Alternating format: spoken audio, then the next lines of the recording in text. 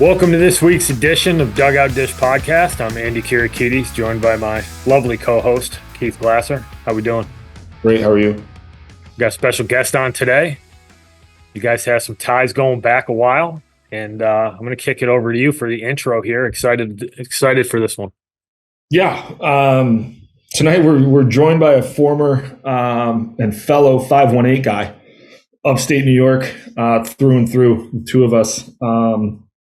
He did play at LaSalle High School growing up. I did a little bit of recruiting on him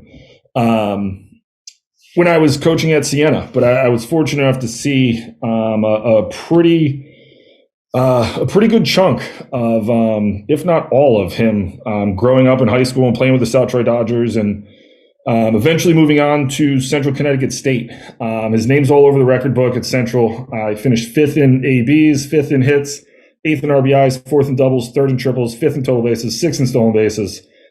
Two-time Northeast Conference first-team selection, two-time second-team selection. Chosen in the 27th round, the 2014 MLB Draft by the A's. Got up to AAA, three-time All-Star in the minor leagues. But tonight, I'm happy to be joined tonight by fellow South Troy Dodger, a phenomenal human being and owner of JP3 Baseball out of Arizona, JP Sportman. JP, welcome. Thank you, guys. Appreciate you having me on. Yeah, fired up.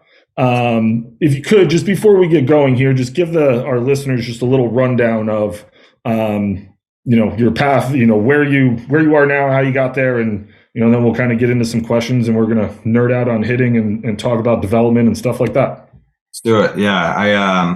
I started JP3 Baseball back in 2019, officially not till about 2020, right before COVID, but I ended up getting injured my final year, 2019. I was in indie ball, and I pretty much just, packed up and moved to AZ and got going with the player development stuff. I think a lot of what I loved about the game and what kind of kept me around so long was I was a cage rat. I loved the things behind the scenes. I loved, the long days and hours that you put in that people don't necessarily see. And that was always kind of, the way I wanted to get back into the game. I started JP3, and I had a couple of buddies who, I had played with in the past, and they had happened to tell me, I was pretty good at what I was doing, and that I should do something with it. So I, ended up creating a brand. And I think it was shortly after, the first couple months I was doing it, Push Performance out of Colorado was opening up a place in Arizona, and they found me and kind of gave me a home to kind of start building something. And the rest is history from there. Kind of just been building off of that, and, creating an atmosphere for guys to come and get better. Awesome. One thing I just kind of want to go back to briefly before we kind of get into the development side of stuff, because we do talk recruiting and some other stuff on here. If you could, and I don't necessarily know the entire story, but what was your recruitment like? Because I think the one thing that, we talk about, and it's obviously gotten a little bit harder from, when we played and when you played, the 27th round doesn't exist anymore. And it's awesome that you had the career that you had, but, I know watching you play that I knew you were going to be a really good baseball player. You played the game the right way. You played it hard. You were a kid that I really liked. I enjoyed watching play when I was recruiting. But how many offers did you have? What was your recruiting process a little bit like? Because I think that it's worth diving into for a couple minutes for people to realize, not necessarily a draft guy out of high school and out of college, you were a phenomenal player, got drafted and made it to where you did. But it's not just the talent side; it's the amount of time, energy, and effort you put in off the field and doing those things to get to where you were. For sure. Yeah. The recruiting process was pretty tough for me, honestly, out of high school. I was pretty undersized. I could always swing it a little bit, but I think, I was a little bit of a late bloomer compared to a lot of the guys that were on my, South Troy team or my LaSalle team. I really didn't blossom until I was a senior, when I started to kind of really put the tools together. But with that being said, it always kind of drove the fire for me. I always felt like I was kind of the back burner when it came to the recruiting process. I think, at the right before I had committed to Central, I think I maybe had 2 or 3 offers Division I wise. I had a couple of like random schools all over the place. I think I remember it was like SCAD. It was like Savannah College of Arts and Design or something. And my dad wanted me to go out and check it out. And I was like, Dad, I'm not going to this place, dude. Like, I was so set in stone, like being surrounded by like everybody that was on that South Troy team that I was, on my first year there on the 18 when I was a junior, and then going into my senior year, that was it was like Division I or nothing. You know what I mean? Like, it didn't want to be like that dude that, and not saying that this is a bad thing by any means, but like it always drove me to like continue to just keep pushing. And then I kind of blossomed my senior year. I think, not being heavily recruited, like really created that work ethic for me. And yeah, I think I ended up having Central, Bryant, which turned out to be a pretty good program. That would have been dope to go to too. They beat the shit out of us all the time when I was at Central. And then, I can't remember the other one. So long ago, I haven't even thought of that. I think maybe Albany swooped in there late. But yeah, and then, getting to Central was kind of just like another stepping stone to where, like, I was at a smaller school than, I obviously would have wanted to go to, being on a team with, Cogs, who went to Virginia, all the guys that went to big schools, St. John's, Roseboom. I guess USC Upstate's a mid-major, but Will and Zach going to Coastal and stuff, I think being surrounded by them all the time created, that drive to want to, get to that position. And then getting to Central was just another stepping stone. Like I said, that, I'm at a mid-major, I'm at a small school. Like, now I need to really prove myself. Like, I always, it was go to pro ball or bust. Like, I didn't have another plan. I didn't, have a mentality of what I'm going to do after school. Like, school wasn't for me. Like, I went to, Central to be a baseball player. And, but yeah, the recruiting process was a little tough for me going through, high school and everything, but yeah.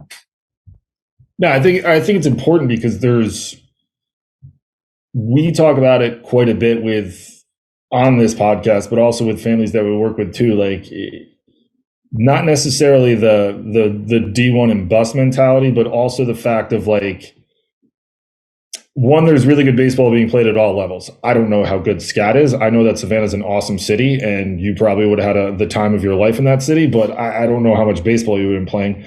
But that said, it is a weird sport that guys develop at such a different rate in baseball than they do in football or hoops, right? Like, the amount of guys that I've coached or played with, and seen, like, that end up playing pro ball and playing extra. Like, I have a guy who's still playing in the Marlins system at RPI. Like, if you told me that he was going to be a guy who signed and played for 3 or 4 years when he was a freshman, like, no shot.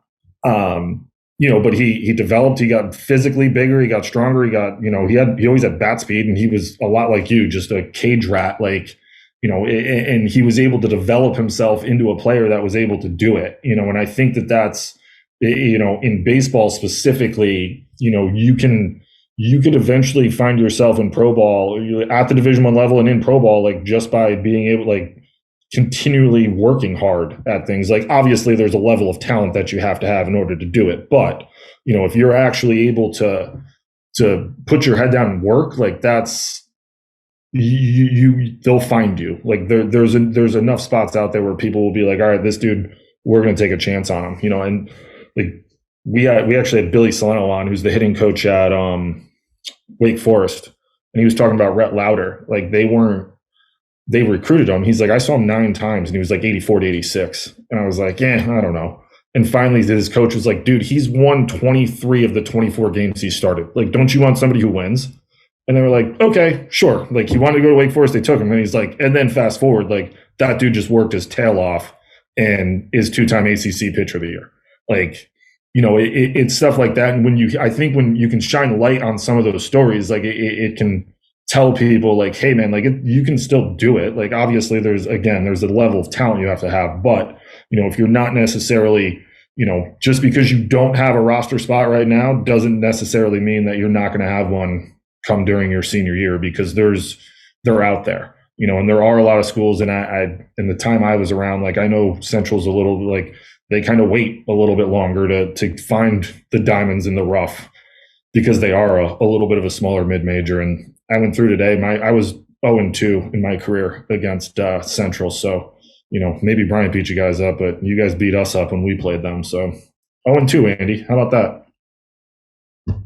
Yeah, I had one of my worst moments on the field against Central. So kid hit a knuckleball. I was playing short, and the kid hit just a freaking taser beam knuckleball, arm side, like full extension, and it just freaking healed me.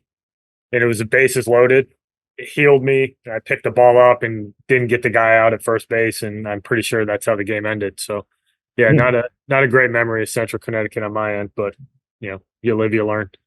Try to catch it in your webbing if you're listening. But all right, you go from lightly recruited to Central to pro ball. What's that transition like for you when you got to college? And what are some of the things that you did as a part of your routine that allowed you to really flourish? Because I think that's another big piece for kids to hear is it's a big step up no matter where you go to play college baseball. And I'd be curious to hear things that you did well that allowed you to be successful, and like some of the stuff that you had to kind of figure out. I think, going in, I always had a chip on my shoulder. I always, I was there and I meant business. And right when I stepped foot on campus, I wanted to play right away. And I knew that going to Central, that was going to be, attainable if I continued to put the work in and continue what I was doing, kind of the way that I was progressing as a player. And I think, getting to Central it was a little bit of a learning experience for me, because, going through the first fall, I was small. Like I was, probably 150 pounds, and I started to notice, I was aware, I was watching, all the guys that were having success there, like what they looked like how they had their bodies put together, like the stuff that they were doing on the field. I took notice to everything. I was always a student of the game. I think that's the biggest thing is I was always, watching and like finding out what the best players are doing. Like why are they having success? How can I learn from them? How can I, take what they're doing or something from their game? And I think that was the biggest thing, was right when I got in there, I knew like I could always hit, I could always do those things. But I needed to get bigger if I wanted to play, 60 games and play every day. So I think, I had success that fall, and I put myself in a position to play. And I remember, right as the fall ended, this was back when, we were running like we were a cross country team. I don't think they do that anymore, but it was hard for me to keep weight on. But I think, when I came home for the winter and stuff, this is when I really dove into the weights. Like I was lifting twice a day. I wanted to be as big as I possibly could. And I started to put myself in a position where I was looking the part, and I was able to, put myself in a position to, be successful my first year, because I was filled out. I was ready to, do things that, have the stamina to play, 60 games every day, which I think, I was pretty close to doing. I can't remember back, but I think that was the transition of, each year I was just getting better and better at that. Like I had, not consciously, I'll talk, like probably shed light on this later, but like, I always had a routine. Like I was always doing the same stuff always over and over again. And, obviously outside of all the work I put in the cage and stuff in the gym, the fire was fueled because every year that I was having a good year, it was still, not good enough, and going to, summer ball in the summer. And, I think after I had a really bad summer, actually. I think thinking back to that, my freshman summer, I think I went to Oneonta Outlaws, and I was the small school kid, didn't get a lot of burn, and was kind of just like buried behind a lot of high, program guys. And that kind of just put me like mentally on another level where I was just, now it was like, okay, I'm turning the dial up even more. And I came back my sophomore year. I buried myself in the weight room, just doing the things that, needed to be done to put myself in a position to just continue to get better. And I think that summer or that season, I ended up having, I think, my best college year, and I was going to the Cape, and they pulled my contract like right before the Cape season started. And I ended up going to Keene, New Hampshire, and having, a good summer. And it was just like, no matter what I did, it was just like, oh, he's got to do a little bit more. He's got to do a little bit more. So it just kept feeding the fire for me, and being able to understand, that I got to keep pounding the pavement and continue to keep working and doing the little things. And I started to learn and do things in the game that, I think which made me a good pro, level player was I was able to understand, the good things that I did as a player, and how, I was able to, be a good base runner. I was doing the little things that, a lot of pro scouts see or watch that, normally that if nobody's telling you that, you kind of lose sight of the little things that matter. And I started paying attention a lot to, the way I'm running the bases. I started stealing bags. I started doing, I played the game super hard, and I started doing, taking the extra bases, understanding, the little things that come with, being a professional. And, I think over time, I was just learning and adding to my arsenal, I guess, as I got older. And, going into my, junior year, senior year, I was, filling out more, I was getting bigger. And I think, understanding how to put myself in a position to just continue to get better day in and day out, and not really, once I got to my junior, senior year, I tried to block out the noise and just continue to day in and day out do the things that I know are going to make me successful. And I thought, ultimately in the end, if I continue to stack days and stack, consistent actions, I was going to put myself in a position to be successful. And I think that's really when I turned the corner as a player. I stopped worrying about the stuff that I couldn't control, and I started to worry about the things that, I knew that if I did this day in and day out, I was going to put myself in the best position to, ultimately get to the position I'm in, which carries over to pro ball. I think, once I started to learn that, I was able to jump through, the minor leagues very quickly, because I understood that I wasn't paying attention to the things that were like, oh, why am I not getting called up right now? Why am I not doing this? Why is this not happening to me? It was more, I approached each day with a plan, and I executed the plan. I knew that I could go home and be like, all right, like I'm doing everything I need to do to be successful and to put myself in a position to keep going. And I think that's what kind of benefited me. And I started to flourish when I got opportunities, because I was ready. I had a plan, and I understood what I was trying to do. And when those, opportunities came knocking, it wasn't, trying to, figure things out. It was like, okay, like this is what I've been preparing for. Now I'm just going to go out and execute it. So I think like that's a long storyline right there of the 3 years, but being able to mentally, how you tap into the mental approach of the game is huge. And obviously all the other stuff that comes with it. But I think that's kind of like a glimpse of, the trajectory of where I got to and how I was able to do the things that I did was, obviously growing, and that all comes with maturity, but having an awareness of what, I was trying to do. Yeah, we try to impress upon that with kids that we work with, and just conversations that we have with younger kids. Is it happens for everybody at a different pace. But and I like to use this term, and I'm glad you use it too. It's like, how many high quality days can you stack back to back to back, and understanding that you're not going to get the result tomorrow or next week or the next month. But if you do that for 6 months, you pop out the other side of it, and you put yourself in a position for high school kids to be recruitable, for a college kid to get on the field every day. The next step is you become an all conference guy. And then the next step is maybe you get a chance to go play pro ball. And to your point, like, you were prepared for all the hard part of being a pro guy. Like, it's not all flash. Like, guys like you who show up every day with a plan, and, we always joke about the word grind, but at that level, it is a grind. Like, can you show up every day and do the stuff that is required of you, that you have established as something that makes you successful? So, yeah, I think it's a great lesson. It's a great thing for people to hear, especially young kids who are going through it now. Like if you're the 15-year-old who weighs 150 pounds, like don't worry about it. Just get after it. You know, you can make excuses or you can go take action and close the gap on your competition and do the things that a lot of other kids just aren't really willing to do. I agree. Fellow swamp bat here, by the way. Oh, hell yeah. I love that. Yeah. It's like great place to play summer ball. Oh my God, dude. Great place to be a hitter too, huh? God, if I could only have hit the ball the right field, that would have been great. Hit it up on that little shed. Dude, those are the two best years of my life playing baseball. I have nothing but amazing things to say about that place. Like, was Brian Watterson still a GM? Yeah. He's a good dude. Yeah, he treated me. I had a blast up there. Great place to play summer ball. Oh my God, amazing. I think your second year, I was at Saratoga. I think Bryce Nugent was the coach there, wasn't he? Yeah. He was the I think he was the pitching guy, right? He might have been. Yeah. He caught at Marist with me.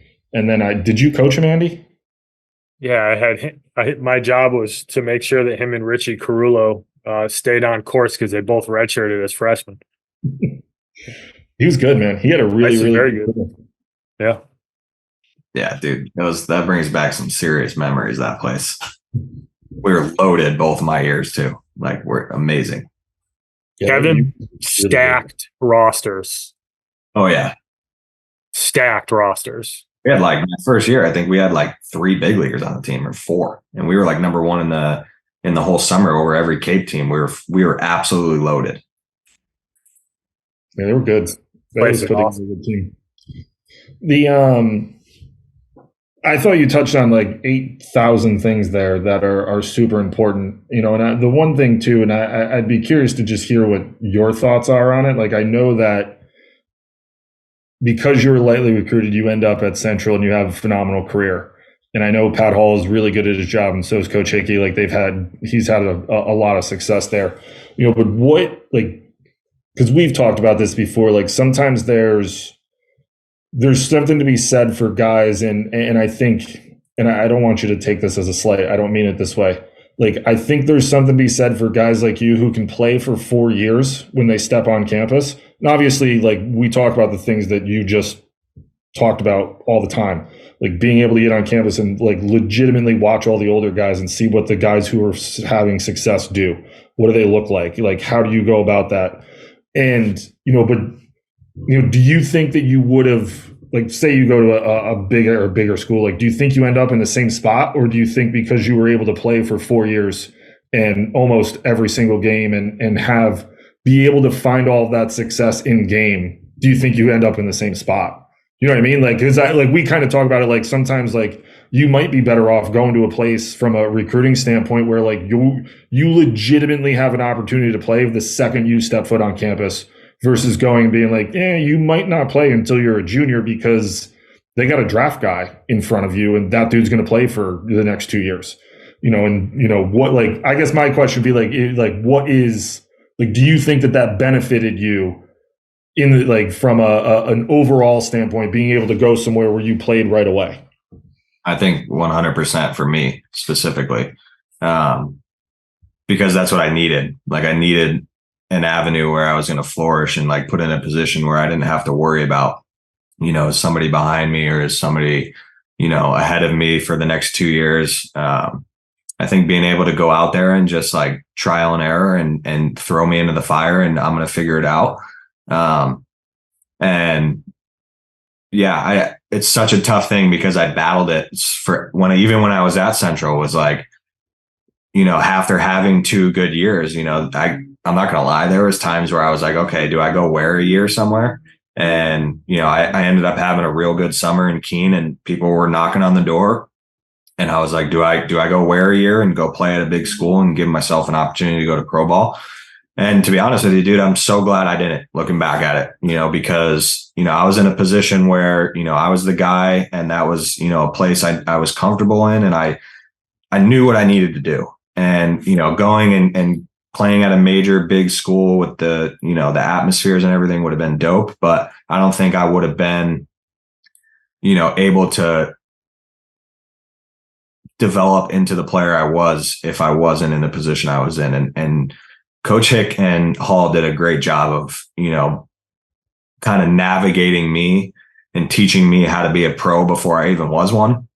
And I say this all the time to people, Hick gets a rap that he's tough, and he's hard on you, and he does, things his own way. But, I was fortunate to understand that, he was grooming me to be ready to play at the next level. He was teaching me things that, I went to pro ball and learned. And I was like, damn, like he was teaching me this stuff beforehand, and I'm super grateful for them because, they were always putting me in a position to be successful. And, I wouldn't trade that experience that I had for anything. I think if I went back, I would probably do it all over again, to be honest with you.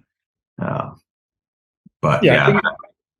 I think it's important because there's a difference, I think, and I think for, guys like you and I know Andy kind of had this experience too. Like we kind of grew up in an era where you got coached and, I know who coached you, like, who coached me, like you got told the absolute truth, whether you wanted to hear it or not.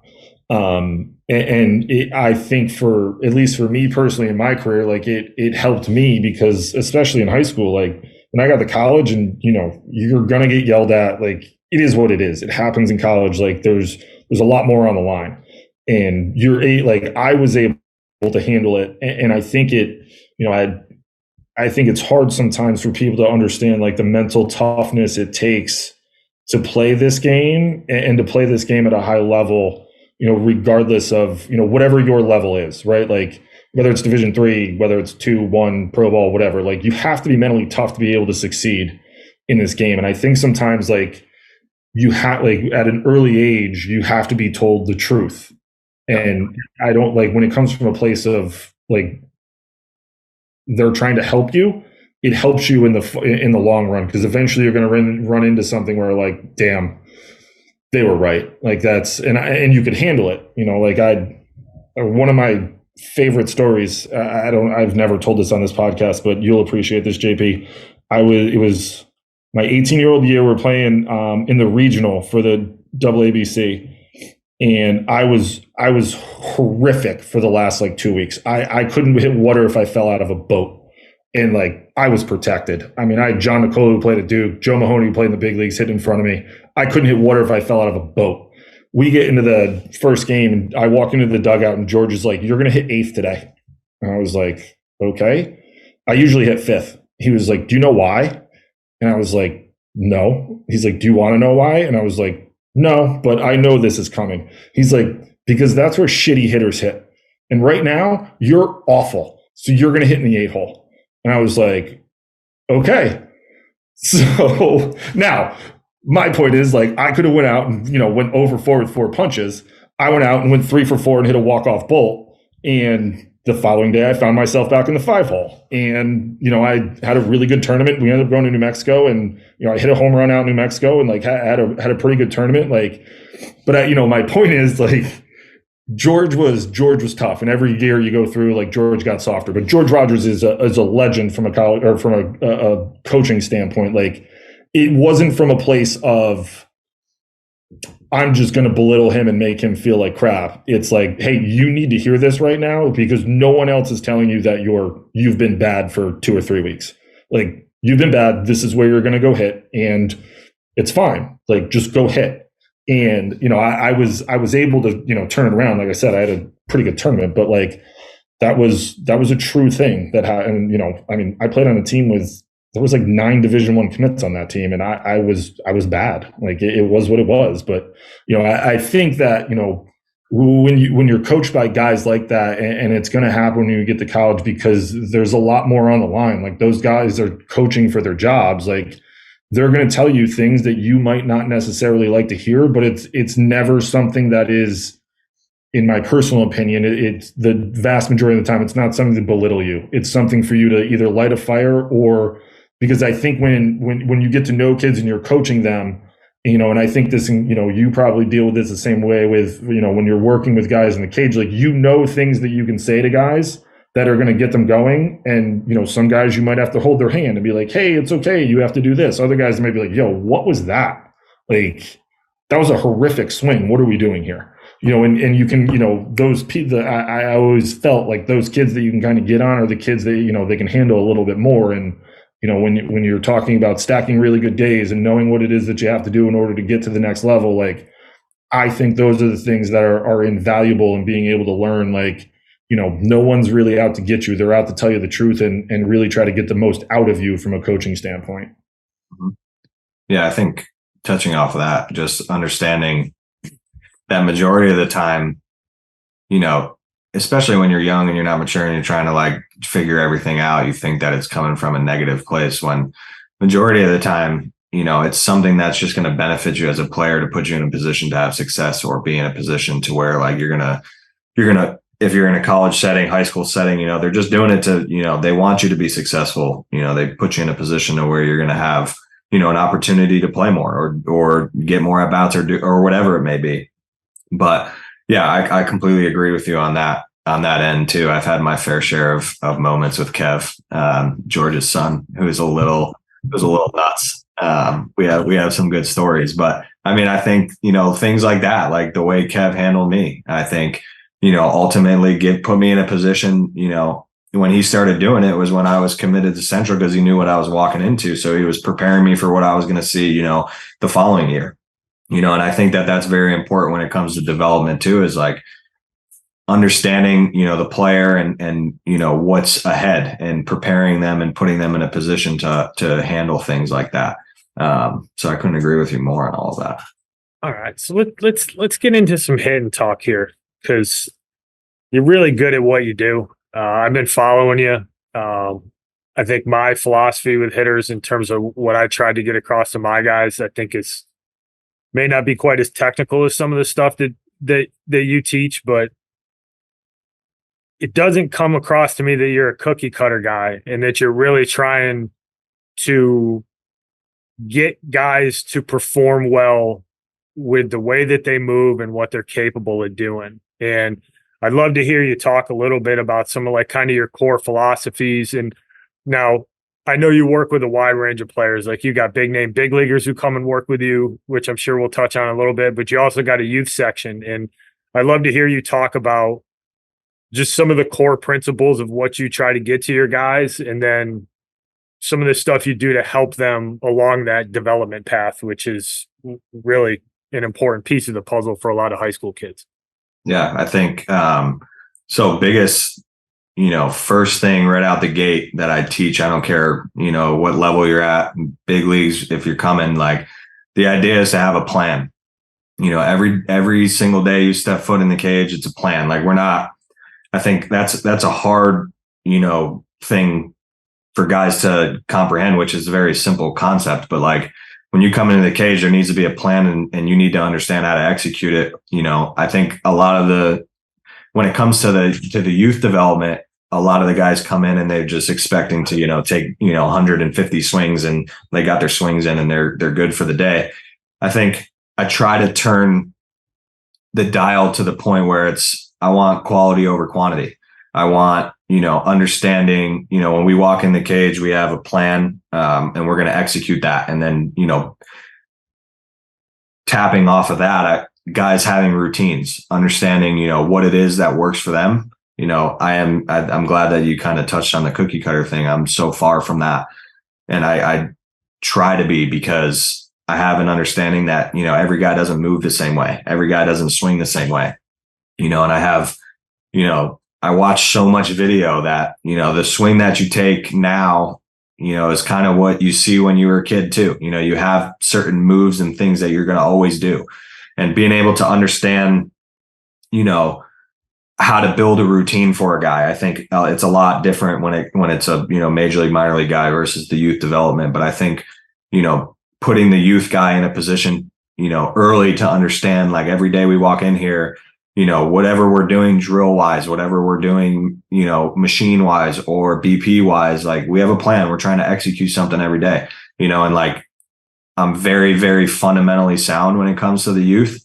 I think the game is kind of, teetered to a position where like you fall so far down the rabbit hole with the analytics that we've kind of lost, the ability to do fundamental things like, hit the ball on the ground the other way, hit a line drive in the gaps, do the little things that create, good hitters.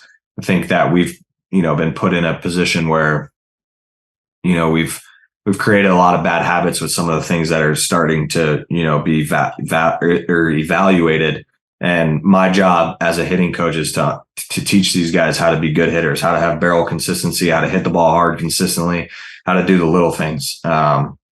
So those are the two big principles, having a plan, creating a routine, right? And then once we can get to a position where like I'm comfortable with guys, really honing in on that and understanding that is when I start to kind of dive into like the more, advanced stuff that, I try to teach guys. And, whether it's, posture, doing angle work, things that, are a little bit more detailed than, these are the things that I kind of learned as I got older versus when I was younger, I didn't really have much of that.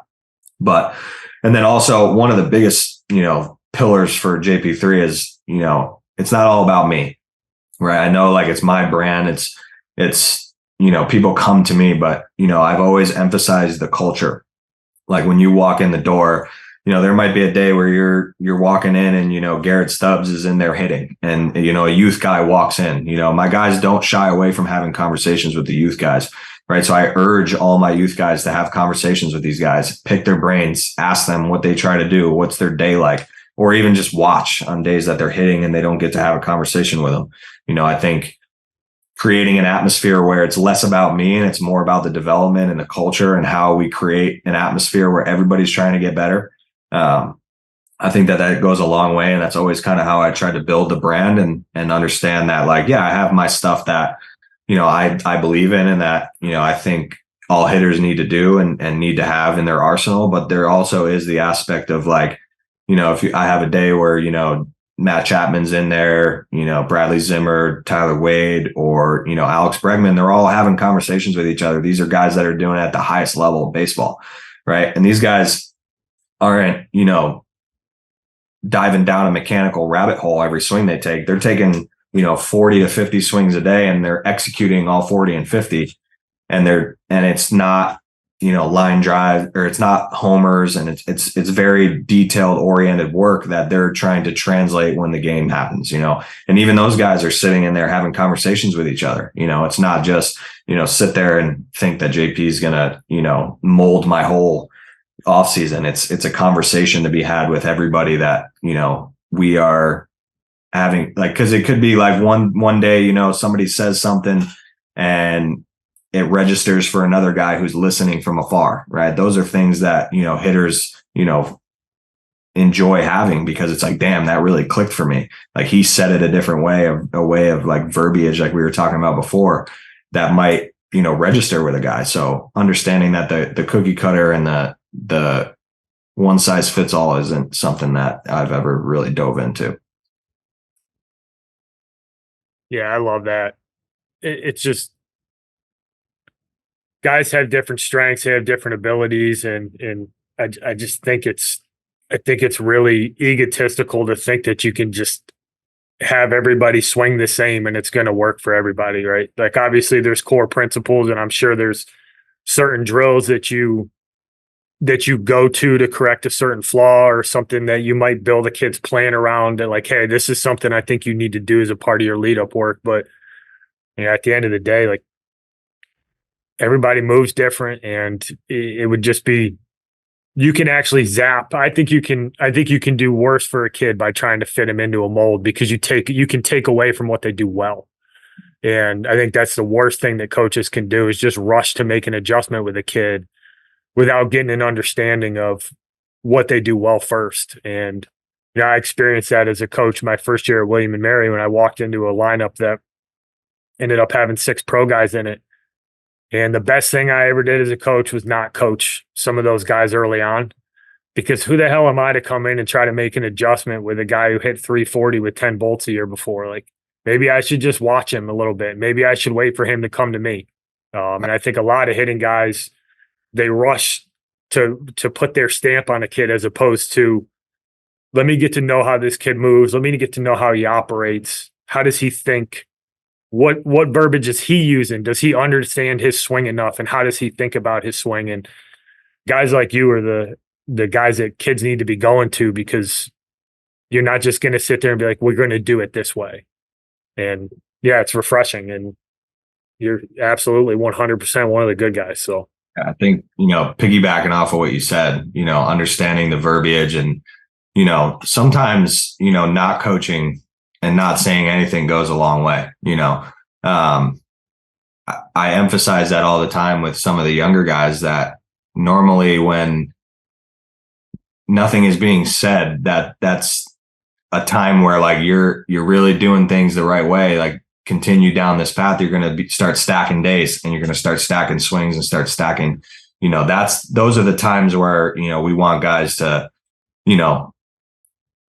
understand and see what's going on, and there's times to, step back and say, hey, like, you're doing a really good job of what you're doing here, and giving them that little bit of confidence. But, sometimes saying nothing goes a long way, and it's a teacher too. I think the day and age with social media now, it's kind of like everywhere you turn, everything you see on social media is like, oh, he's got to be right because he's on the explore page and you're seeing it. You know what I mean? Like, it's a tough situation to be in, and I might get, scrutiny for saying this, but like, you got to be careful with that stuff, because anybody can just go on and create something and start, copying whatever they see, and then they put their little twist to it. And, it's tough, because how do kids maneuver through that?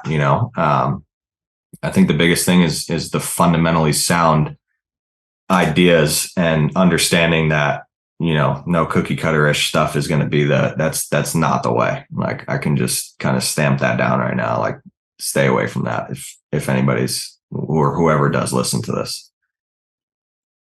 No, the cookie cutter's the worst, my personal opinion. Like, there's so much that goes on from the release of the pitch to what you have to do in order to find success, that if you teach just one way, you're going to have, like, sure, are you going to find some success with some people? Yeah, absolutely you will.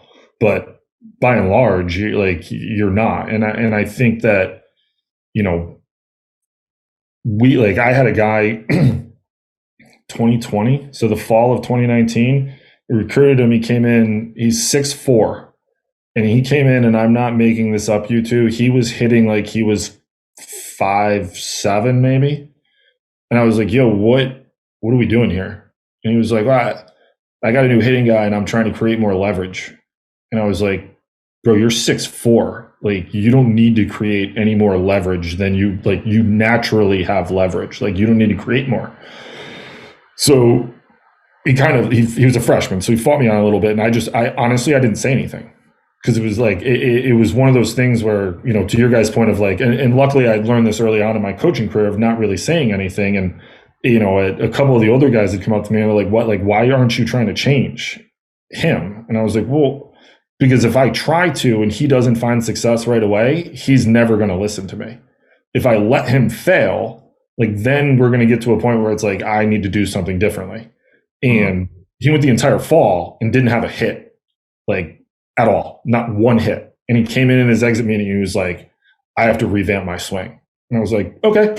But like, it's kind of that coaching trick a little bit of like, you lead that, like, they made the decision when, it wasn't necessarily, that. And like, fast forward last year, he was an All-American last year at RPI. Like, he had a phenomenal, like, he's had a really good career. He can really, really hit.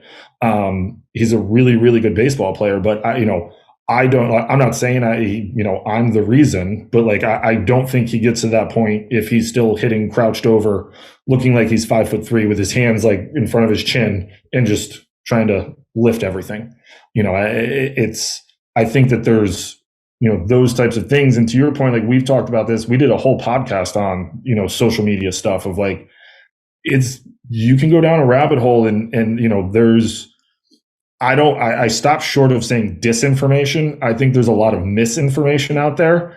And if you don't know how to wade through that, like if you're not well versed in hitting and pitching, like, I think it's a little bit more advanced, but if you're not well versed in hitting, like, you can end up with some pretty bad habits from a hitting standpoint, just following, we all know them. Like, you follow a handful of those, quote unquote gurus out there, like, you might find yourself in a not recruitable spot because you're blindly going through this, not necessarily, thinking that it's going to help. And it's not. Like, it's just not. I don't really know another way to put that, but it's just not. Seriously, I think, I see it all, because it's the only thing that pops up on my social media with my account. But it's like, the best hitters understand how to pick and choose the stuff that they add to their arsenal or things that work for them, and like, a lot of these guys say valid things, what I mean? Like, they say things that make sense, that could work. For me, looking at it, like, if I'm the hitter, I'm depicting these videos and trying to find things that are applicable to my swing, to how I move or how I do these things, right? Which is the whole reason why the cookie cutter thing isn't really, to me, it's just not it, because you've obviously always moved a certain way your whole life, but being able to, be a student of the game, like I touched on before, like, the way to become, an incredible hitter or a great hitter is to understand how the things that work for you, and being able to pick and choose, things that you can add to your arsenal that that are going to put you in a position to be successful, and I think that, tying yourself down into one method of hitting kind of deteriorates that. Like, you kind of ruin everything that, the athletic person that you are. You can't, do that, I guess, is the best way for me to put it. But it's tough to see where, that portion is going. And I think that's why you see that, hitting is so far behind where pitching's at right now, because, these guys are abusing all of these guys that are trying to do things that, create the launch angle, hit the ball in the air, do these things. You know what I mean? Guys throw 100 miles an hour now. Like, I've sat in a box and faced 100 mile an hour a lot of times. You do not have time to do any of the stuff that you see out there. It's back to, how simple can I be? You know what I mean? Like, that's where baseball needs to be. How simple and how consistent can we be with moves and put ourselves in a position to be successful against guys that do those things, and I think we're at, a space in hitting where we're so far off still. And I think, hopefully that trend starts to come back here soon, because otherwise we're just going to keep seeing, MLB average at 220 or 230 or whatever it is. Yeah, it's not good. But to your point, though, with the launch angle stuff, and I think that there's, from a dumbed down standpoint, like, the launch angle swing is not necessarily a swing. Like, every swing has a certain launch angle to it. But, like, I think from when we talk about this stuff, it's like the straight up just trying to lift everything in the air and get it airborne for the most part. Like, the other part to me that I think gets lost when you can go down these rabbit holes and do some of this stuff too is, like, when you see major leaguers doing it, like, those dudes are physical cats who, if they get the ball in the air, it can go pretty far. Like, if I'm a 17-year-old JP Sportman who weighs 150 pounds being recruited, like, I can only hit the ball so far in the air. You know what I mean? Like, and I think that like, that part of it too can get lost on some people of like, well, I'm just trying to get it in the air. Like, yeah, but if you're not strong enough to actually hit it with any authority, like, they're just flyouts. And now you're hitting, 130 with a bunch of flyouts instead of, maybe we're gap to gap and on a line hitter, and all of a sudden we're hitting 340. Like, there's a big difference in that, especially from a recruiting standpoint. Like, if I show up and watch you hit, and every time you hit, all you do is fly out, like, I can go find other guys that can play defense in a similar standpoint that are far more successful from an offensive standpoint. And I'm just like, I'm going to go recruit that guy, because it's like, well, that swing I don't think plays for me. And two, like, I'm going to have to put 40 pounds of muscle on him if he doesn't want to change his swing in order for that to even be. So, like, now I'm like, I got to wait another 3 years so that swing is even playable at the college level. I think that like those types of things, and you could tell me I'm way off base, but like I think like personally when I was recruiting, like that was something that I shied away from because it's like that's not like that doesn't play in our yard either. Like it's 385 in this left center gap and 405 to center with a 40-foot fence. Like you got to get it out of there. Yeah. So like it didn't necessarily play into our offense either. So that's something that I would shy away from a recruiting standpoint. But I just think that there's more flaws in that, from an overall physicality standpoint and from an approach standpoint that it to me it was not viable. Yeah, I agree. And I can attest to, 95% of the, major league guys that I have in my cage, they're never in the cage trying to hit homers. They're never trying to create, a swing that's gonna, when they're in the cage, they're executing, Bregman said this to me the other day, hitting the ball on a line at the shortstop's head is a recipe for homers. And, that registered for me. Like this guy's, 5 foot, 9, and he's built like a brick shit house. And all he does is try to hit piss missiles at the second baseman. And the guy hits 25 homers a year, and it's little things like that. Understanding how to control the barrel, how to put your body in certain positions to create leverage, right? How to be able to be strong enough with your core in order to maintain positions as you move forward, right? Those are the things that, translate into homers. And I think, good hitters, like you were saying, that you recruited that, hit 340 in high school and drove gap to gap. The homers come to those guys when they do it that way. Like the homers are a byproduct of being a good hitter and understanding how to use the barrel, right? When we start to create, levers, on the rear leg and turning and burning and swinging straight up in the air, right? Anything above 90 miles an hour at the top of the zone is going to expose you, and I think you see that a lot nowadays. So touching on that, like any high school hitters that are listening, the objective is to be a really good hitter, understand how to, hit the ball hard to all parts of the field, which is another lost art. I feel like, hitting the ball to right field on a line, doing things like that, that were emphasized a lot, I guess years ago, but not saying that it isn't now, but it's definitely not, harped on enough. But, understanding that, doing the wrong things and buying into the wrong things can be really detrimental to you. So, yeah. We used to always talk about being a good offensive player. And I think it goes back to some of the things that you hit on when you were talking about what made you good was you dialed into the base running, being able to take the extra base and being able to function in the batter's box beyond just having a good swing. I think is something that's really important and gets lost sometimes, that when you get to college, you're a part of an offensive unit.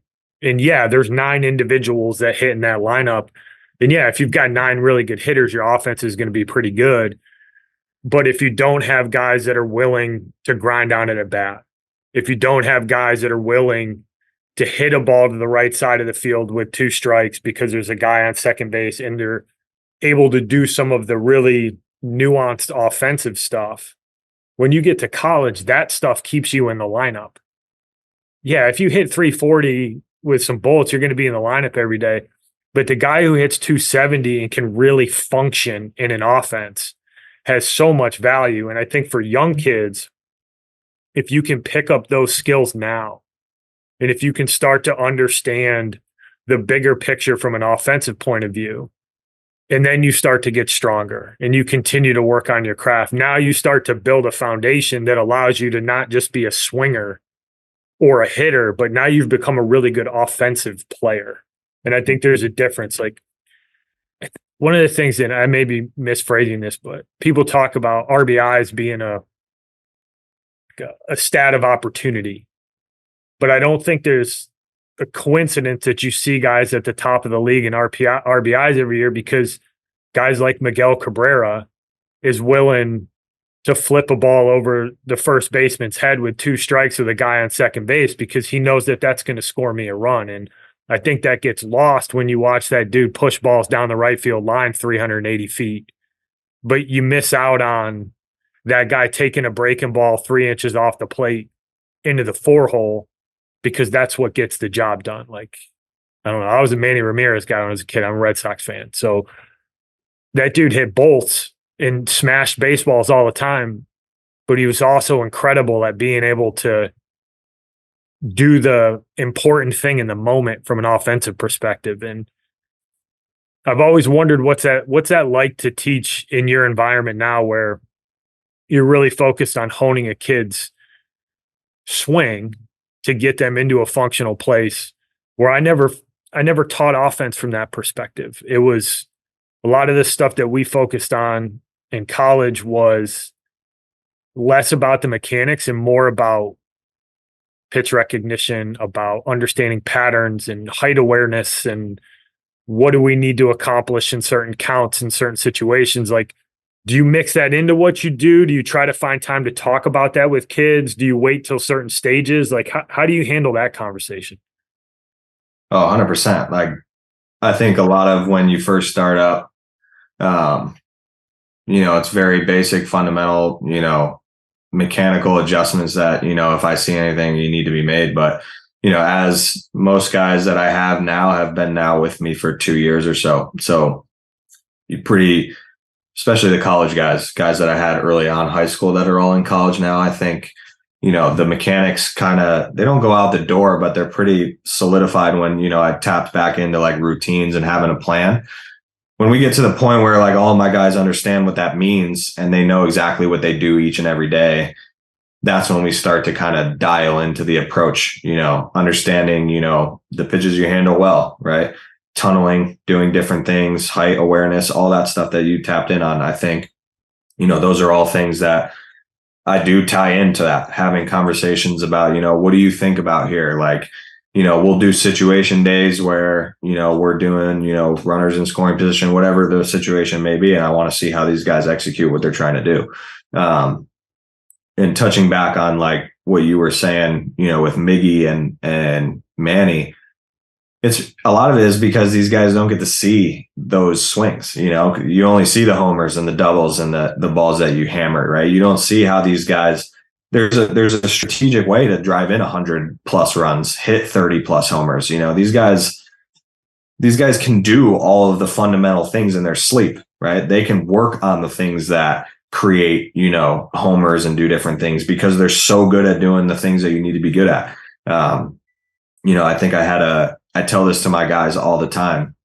It's a little bit harder with the high school and college guys because it's, I think not as many games, obviously, as you would play in pro ball, but, understanding and visualizing your season as a puzzle, like how do we minimize peaks and valleys is what I talk to my guys a lot about is how do we create, ways when we're not feeling good to, check things off the list, right? Like, can I draw a walk today? Can I create a 1 for 3? Can I turn my 0 for 5s into, 0 for 3s with 2 walks or 1 for 3 with a walk, driving in a run in a situation where I'm not feeling good right now. I can't get blown up and hit a ground ball to the pitcher. I need to hit a ball in the 4-hole and get this run in or get this runner over, and I think a lot of success that I've had with college guys going to the next level or high school guys going to the next level is these guys understand how to do that. They understand, when I'm in a situation where I'm not feeling good or my swing's not where it needs to be, right? I'm executing when I need to, right? I understand how to play the game and, take it to that next level there. So a lot of that, I think that's probably one of the things that is most talked about in the cage when it comes to like the amateur players is kind of having an awareness of how the game works and understanding the mental side of hitting. And I kind of got off of the track of like the puzzle. You look at a major league, minor league season, 140, 160 games, I have this because like with the pro guys, it's like you talk about mechanics, but most of them are pretty solid and sound in what they're trying to do.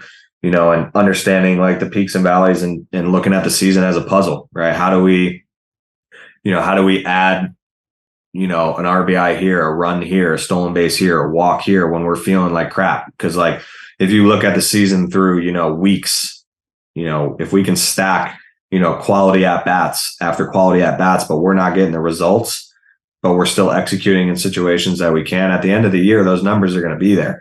right? You might have a week where you go like 2 for, 20, but if you mixed in, 5 or 6 walks, you drove in a couple runs, right? The average is going to be there at the end if you're a good hitter, you know what I mean? Like you will get yourself out of that.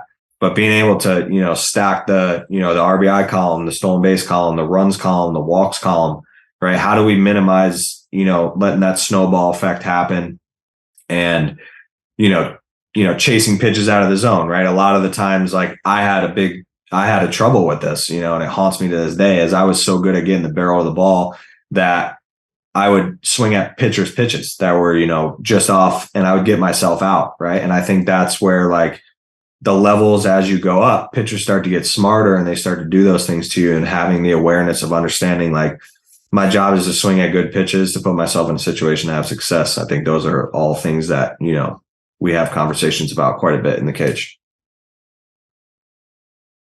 Who is it? Barry Bonds, I think, put it pretty simply. Like if you're swinging at unless you're swinging at good pitches and you're on time, if you're doing those two things and you're not getting results, then we talk mechanics. But until you're doing those two things really well, the mechanics don't really come into play that much. Mm-hmm. And I mean, yeah, they matter. Like you want to have an efficient swing, but how to manage an at bat and understanding what you do well, it's such a big part of it. And I think, some kids kind of got a natural feel for that and they're really good getting the barrel where they want it to go, but it's a learned behavior and really being able to bear down on what do I do well? What does this pitcher do well? What's he going to try to do to me? And how do I find that sweet spot of not giving in to leveraging my strengths and not giving in to his strengths, but also not having a big enough ego to sit on a fastball when that dude's going to throw you 70% sliders. So that's where it got fun for me coaching some really high level guys, is that's what the conversation became. It wasn't, am I getting my foot down on time, or, my elbow, like I'm tucking it in, like should be higher, like whatever random quirk a kid had. You just sat there and you talked about, hey, here's the breakdown of this guy, and this is what we're seeing right now. This is what you can expect in these kind of situations. Then watching that kid go take it into the batter's box and go smash a double or put together a really competitive at bat, like that's what ended up being really fun for me on the offensive side, is being able to get to that level of detail with a kid. Yeah. Tapping off of that, I was at a showcase tournament here in Arizona, I think it was 2 weekends ago. And it was a pretty highly touted tournament. I saw one of my hitters was playing against a kid going to UW. And I mean, this kid had 4 pitches he was executing. He was 88 to 91. He had, 3 breaking pitches that he was executing really well. And I'm watching. I like to go to games every once in a while and watch some of my guys and how they go about their at bats and what they're doing. And, I look in the dugout and not one of the kids is watching what this kid's doing to every hitter, and I think what the young guys need to hear is that, all of the best hitters in the world, all the guys that are having success are students of the game. Like we've tapped on, like during the game, they are watching everything that's going on. I did it. I was always watching to find an edge that I could get on the pitcher to, get a knock or, have an idea of what he's trying to do to me, especially when you're not feeling good and your swing's not exactly where you think it is or where you want it to be. You need to find a way to give yourself an opportunity. And, I watched this kid, go through 2 times in the lineup.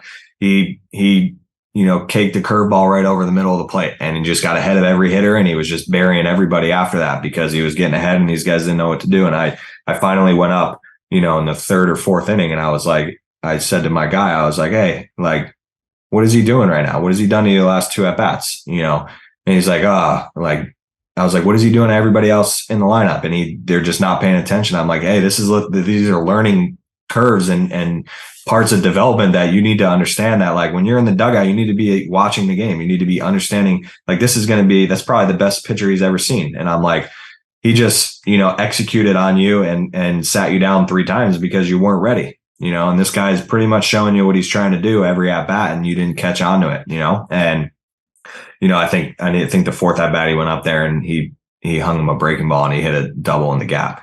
And I'm like, it's little things like that can turn your day around, like understanding that this guy's showing you exactly what he's doing. So, make sure you're paying attention and understand, it's the little things that, make a good hitter. You can have the greatest swing in the world, but if you have no confidence in what you're doing or any, idea of what you're trying to do, it's the hardest thing to do in sports. The guys that I watched do really well. They didn't let guys get them out the same way multiple times in a row.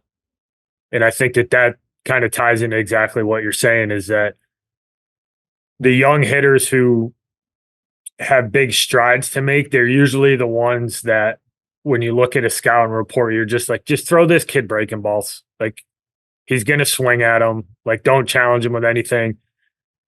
That kid, if he makes the jump, is able to take that breaking ball, and now he gets himself in a fastball count and he can do what he does well. And the guys who seem to have a lot of success or develop quicker, the guys at William and Mary ended up playing pro ball or ended up going from lightly recruited freshmen to junior draft picks. They were the kids, as they matured at hitters, it became harder to get them out the same way twice in a game, and they became super hard to pitch to. Mm-hmm. And I think that if you're a young kid listening to that, exactly what you're talking about is, if you pay attention to what a guy's trying to do, most pitchers are going to fall back on what they do well.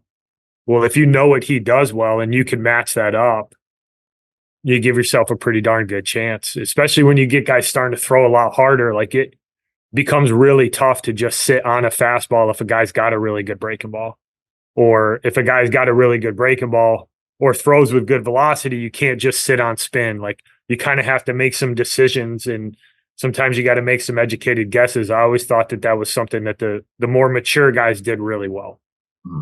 I agree.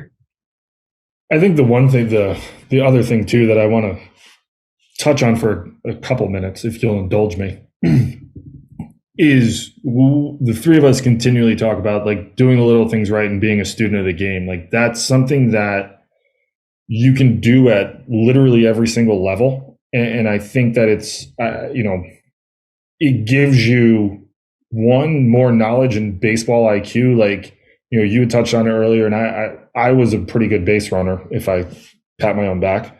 But a lot of it came from watching. Like, I would always try to go first to third. I would try to go second to home, like score on a double from first. Like that, like, you're in scoring position with 2 outs and a runner, you're on first in college. Like, it's what it is. But I think the more you watch and the more you learn, and it's just like, you had touched on earlier, and, Andy and I did this when we played. Like, you watch some of the older guys that have had success, like, what do they do? But when you start to watch the game, and we've talked about, like, we talked about this with Matt Hobbs at Arkansas, about how, if you're, being really good at defense could be an opportunity for you to get into the lineup early on in your career. Like, because if you can flat out defend, like, you're likely going to be a spot guy late in the game, and maybe you get a hit, and all of a sudden it spurs you. But I think the more you kind of understand situational hitting, the more you understand, okay, like, yeah, I might go 0 for 4 today and hit out of the 9-hole, but I drove in 2 runs and moved 2 runners and ended up scoring later in the game, and we scored 4 runs off of my at-bats. Like, that's just as valuable and can get you in the lineup as somebody who's going to go 4 for 4 with 4 bolts. Because you're, like, again, like, you're working within an offense in college, and you're trying to score runs. Like, I was as average could be as a hitter in college. I could defend, and I could bunt, I could hit and run, I could move runners. That's why I played a lot in my career. It wasn't because I was going to hit in the 4-hole and hit 340. Like, I wasn't as good as you. I wasn't as good as guys who could do that.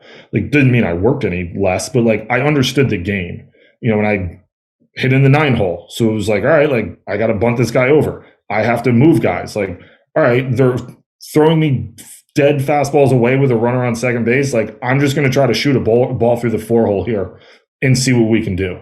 And I think when you understand the game and you really try to dive down in and become a student of the game, and like, there's so many things that go into this game that I think, it's almost like a cop-out answer sometimes when I was coaching. Like, guys will ask you, especially defensively, like, hey, what do we do with the ball if there's a runner on first and it goes into the corner and we're in double cut situation and this guy's trailing? Like, where do I go?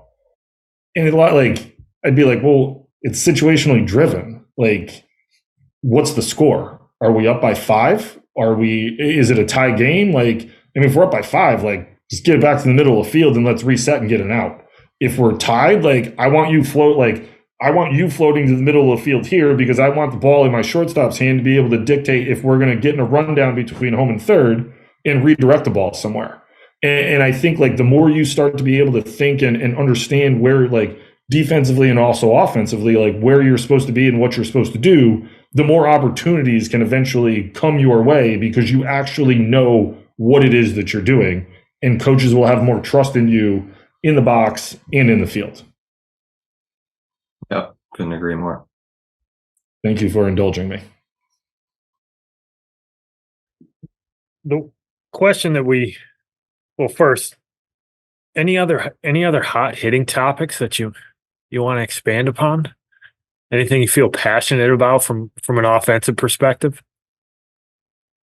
Passionate about everything. I'm like extremely passionate about. I think we tapped on. Yeah. So to close out, and I think you're a perfect person to give some of this advice, right? Is a lot of people who listen to this are trying to get more understanding about recruiting and the development piece. And obviously you've been on both sides of that and are, currently a key cog in the development of a lot of young players and helping guys who are at the absolute top of the field. But what's some of the advice you would give student athletes going through this, not just from a recruiting perspective, but from a development perspective, if you're going to impart some wisdom on them today? I think the biggest thing is, buy-in. If you're from a recruiting standpoint, like all of that stuff is, things that are somewhat out of your control. I think, the development piece and what you're doing, to put yourself in a position to get recruited, that's in your control. I think, putting in the work, understanding that, this is, 24/7, every day you need to be doing something to put yourself in a position to get better. Stacking days, like we were talking about, understanding, the actions that you take each and every day are going to put you in a position to be successful down the road. I think that's what I got.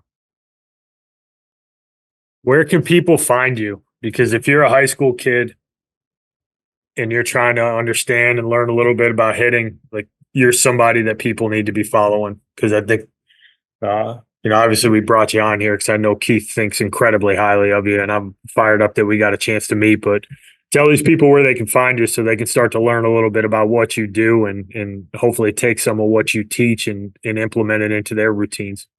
Yeah, you guys can, get on Instagram. JP3.baseball is my Instagram tag. You guys can, follow, DM, ask me questions at any time, send me video, and get going with me on some remote stuff. But yeah, you can find me on Instagram. That's pretty much, I have a Twitter also, JP3.baseball. But yeah, Instagram's probably the best one. There it is, folks. Follow this man, learn something, get involved in that remote program if you want to get better as an offensive player. So really appreciate your time, man. Great conversation. And I know you're busy out on the West Coast and have been running around. So thanks for taking an hour and a half with us, and appreciate it. Yeah, appreciate you guys for having me on here. It was fun. We'll have to do it again. Absolutely. Thanks, JP. Thanks, man. Appreciate it. Thank you for listening this week. If you're watching on YouTube, go ahead and hit that subscribe button and smash that like button for us. Check us out on Apple Podcasts, Google Podcasts, as well as Spotify. You can follow us on Twitter and Instagram at EMD Baseball. If you want to find out what me and Keith do to help families and players navigate the recruiting process, go ahead and check us out on emdbaseball.com. Take a few minutes to check out our new online academy. I promise you'll get some good information out of that. Thanks again for listening. Check in with you next week.